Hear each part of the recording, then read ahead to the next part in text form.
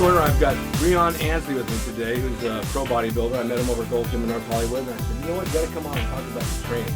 Because everybody has a different idea, a different theme, the way they train, the way they eat. It basically gets down to basics again, and what works for one doesn't work for another. I'm big on old school stuff, you know, it just always worked for me, even though I'm only 20 years old, but I just had a hard life. So, Breon, when did you begin to get into bodybuilding? What year? How old were you? 2 years ago, 2012. So that would make me... That's all? That's it. So that would make me 32. It would? Yeah, that would make me 32. I started with the LA Championships in July 2012 as a novice. Are you from here? I am. Okay. Yeah, from a little suburb right outside of LA called Rolling Heights. I know Rolling Heights. Yeah, right there. Sure. Right there. And I won the novice at that show. Yeah. And then got kind of a big head. Then came and did the Titans Grand Prix in October. Took second place, so I was humbled real quick. Oh yeah. I did open after that, so I was like, let me go ahead and go to open and then try it there. I did middleweight, took second, and I was like, oh wow, I gotta do better than that. Sure. So then took some time, put on some size, you know, focused on quality, and the next year, last year, did LA's again. Did light heavies, took first at light heavies, and then went the following weekend at USA's in Vegas to drop down to middleweight, and then was able to get first place in middleweight. That's really something. Now, when you said 2 years, you've been training only 2 years, or you got into bodybuilding in 2 years? Bodybuilding for 2 years. Did you train before that? Yeah, because I've been, you know, football player. Okay. Ran track. That's a different deal. Yeah. Did you feel that you had genetics? Good genetics? I do feel that I have genetics on my side. Yeah, it helps a lot. I do feel, yeah. I don't think that I'd be able to, you know, have the blessing of turning pro in 2 years, you know, if I didn't have genetics on my side. Sure, I mean, that's a plus. I mean, You anytime you can. I got genetics and good looks, and, you know, that's just how it works. There you go, right? So you're 2 years too. You're 2 years minus. And good hair. When you started your training, for those out there, what did you have any sort of routine that you knew you were going to do, or did you follow anything? Did you read anything? Something had to get you started on the bodybuilding program, because there's a certain way of doing it. Well, I started by myself, and I kind of just, you know, I knew how to train. I knew how to train hard from the years of training, you know what I mean? But so the first year I kind of just did it by myself and kind of just did old school, you know, 4 or 5 sets. Sure. You know, ran about 20 to 25, 26 sets total. Okay. And just, you know, focused on volume.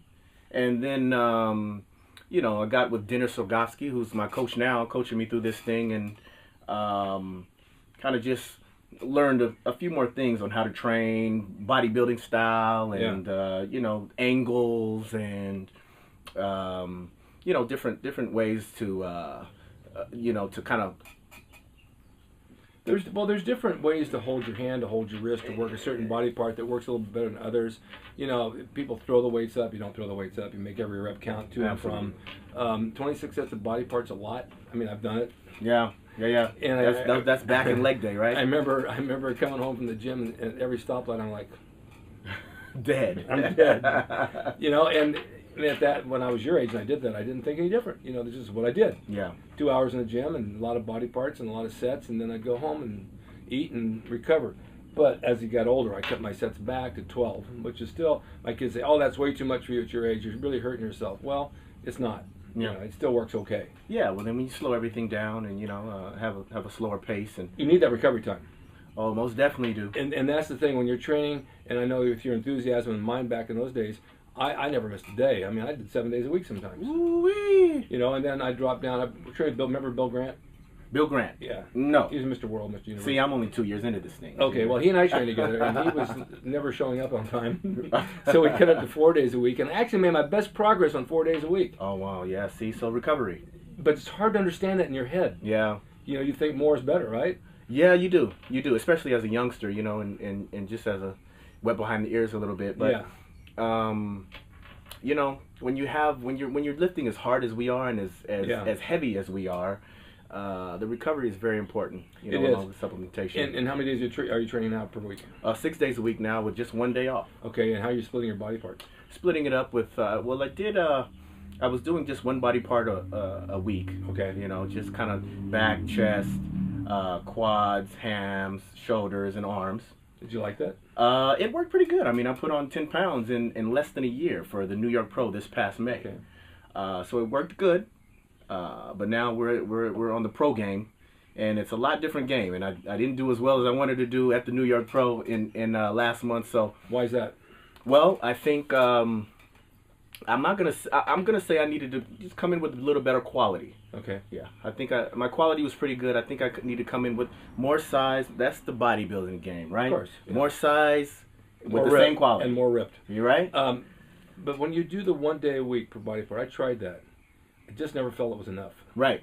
Well, see, now that's what I'm finding out now. I think me particularly, I'm built kind of like, I like to say that, like kind of like Sean Roden. Oh, you have a good body. Yeah. How his legs are kind of overpower his upper body. Where most guys, they need to bring their legs up. Exactly. I think I'm the opposite. My legs, I think they're good with the size and the quality, but I need to bring up my upper body. Let my upper body catch up a little bit. You don't need to train them as hard.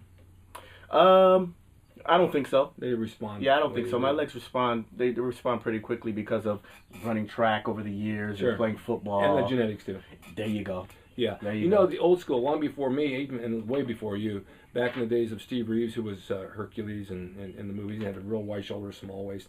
All those guys back in the 50s, back then they trained 3 days a week. Oh, and what they would do, they do the whole body 3 days a week.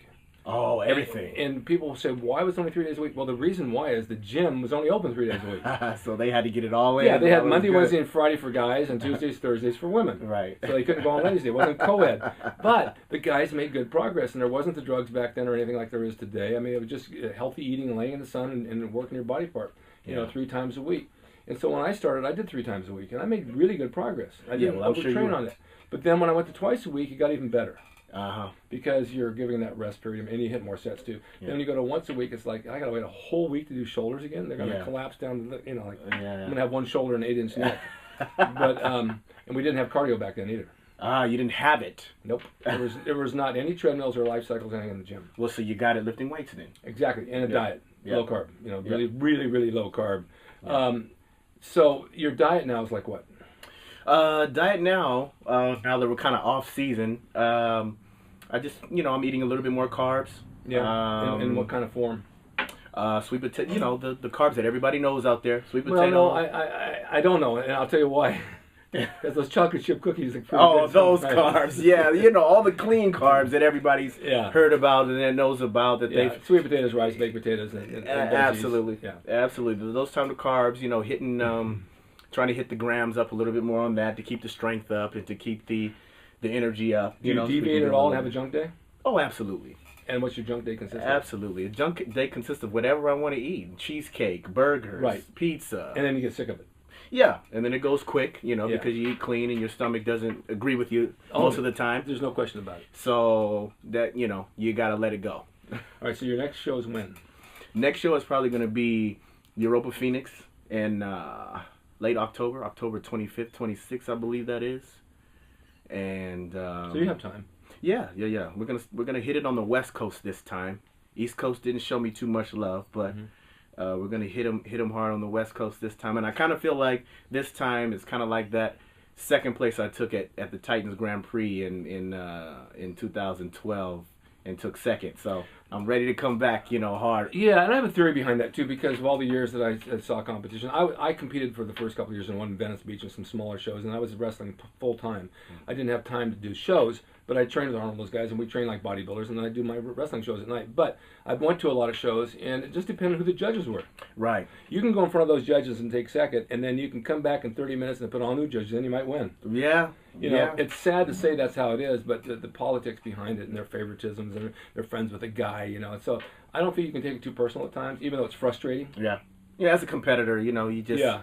You say, hey, this is what I'm going to do, and I'm going in to take this place and that place and do well. But you're right. If it's such a subjective sport that, you just never know what the judges are looking for. You never know what they want size, more size this day, more quality this day, and how it measures up with everybody else. And how it measures up really in your eyes, and if you're really objectional about it, and you look at somebody else, you're not really being picky and hating somebody, you can literally see where all the differences are. And if you were the best, you were the best. If you weren't, you know why too. Yeah. Yeah. And so then you just work on that as Yeah. well. What about calves? Have you ever had a problem with calves? Black guys don't grow calves too No, neither do Jewish guys. Neither do Jewish guys. Honestly, yeah. So we're all alike, man. But I've been working on my calves. I've been working on them. No, I've never had big calves. Yeah. I haven't, but the quads and the hams not a problem. Right, and as long as the calves have shape. Yeah. As long as they yeah. have shape, and I see some guys out there that don't have big calves that are doing well. Yeah.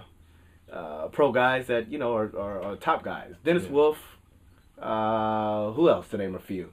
Help me out, Rick. I don't know those guys. I know the guys. And 30, 40 don't get years me ago. wrong, but his calves are huge. You know what I mean in perspective, but Right. in perspective with his quads and with everything else, Look, they're not. walking down the street, how you are right now, no one's going to see your calves and legs. They're going to see your upper body. Absolutely. And as a bodybuilder, and people look at you and say, "Wow, look at the arms and shoulders on that guy," because that's what they see. Yeah. I'm a firm believer of working neck.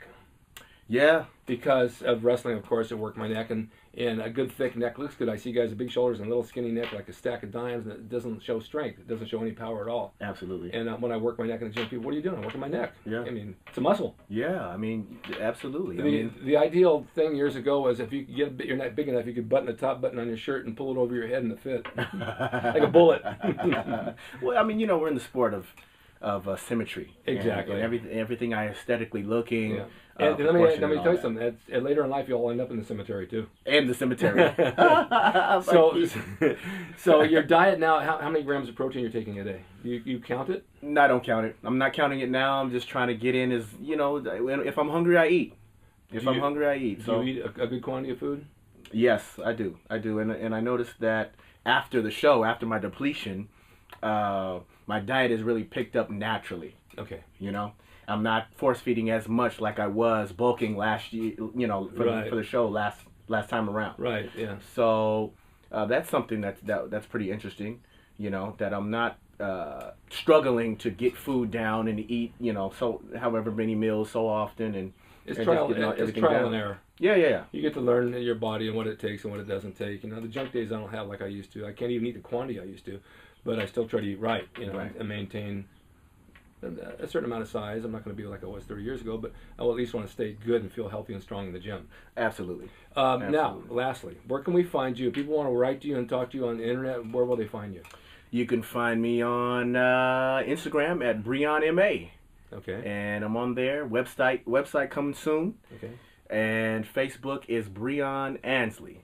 ANSLEY. ANSLEY. I really want to thank you for giving me your time. Thank you, Rick. I appreciate you. And the viewers are going to love you, and I'm sure it's a great interview. And down the road, after you win some shows, we'll do some more. Absolutely. Thank you for having me. Thank you guys for watching Rick's Corner. Thank you. Say goodbye to Breon. He'll be back, and we'll see you next time.